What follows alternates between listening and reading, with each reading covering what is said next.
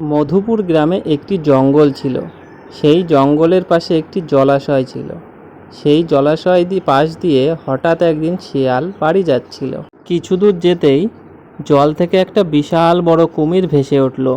তারপর শিয়ালকে দেখে সেই কুমিরটি বলল, কি শিয়াল ভাই, কেমন আছো? কোথায় চললে এইদিকে তুমি?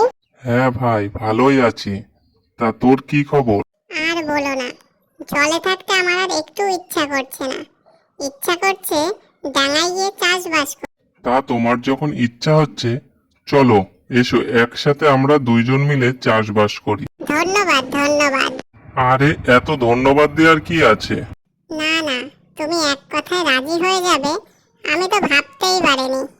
চলো চলো যাই। তারপরে তারা মাঠের দিকে যেতে লাগলো। কুমির আর শিয়াল প্রথমে আলু চাষ করলো।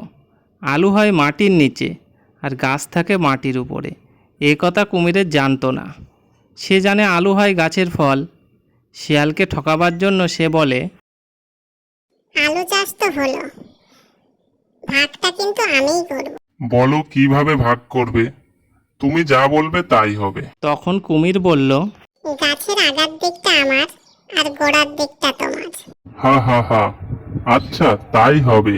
এরপর যখন আলু গাছ বড় হলো তখন কুমির গাছের আগা কেটে নিয়ে বাড়ি চলে গেল।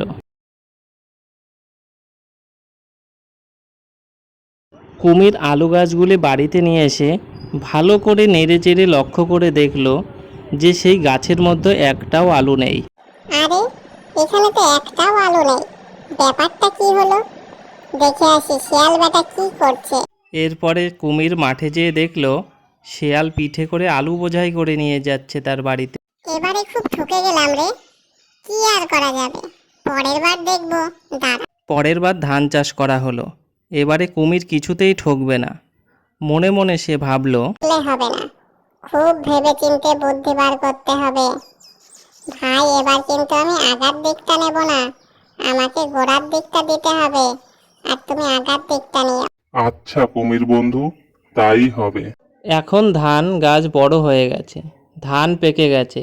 শেয়াল কুমিরের কথা মতো ধানের আগা কেটে নিয়ে বাড়ির পথে রওনা হয়। এদিকে কুমির তো খুব খুশি। সে ভাবলো ধানের গোড়া তুলে দেখি। এইদিকে কুমির যখন আনন্দে সেই ধানের গোড়া মাটির থেকে তুলল তখন দেখলো সেই ধানের গোড়ায় কিছু নেই। যা, আবার ঠকলাম, এই শিয়াল তো বড় শয়তান। এবারে কিন্তু গাছের আগাটা না নিয়ে খুব ঠকে গেছে। কে কাকে ঠকায় দেখবো। কুমির এবার ভাবলো যে আমি তো প্রতিবারই ঠকে যাচ্ছি, যাই হোক এবার আমি আখের চাষ করব। এবার আখের চাষ করা হয়েছে।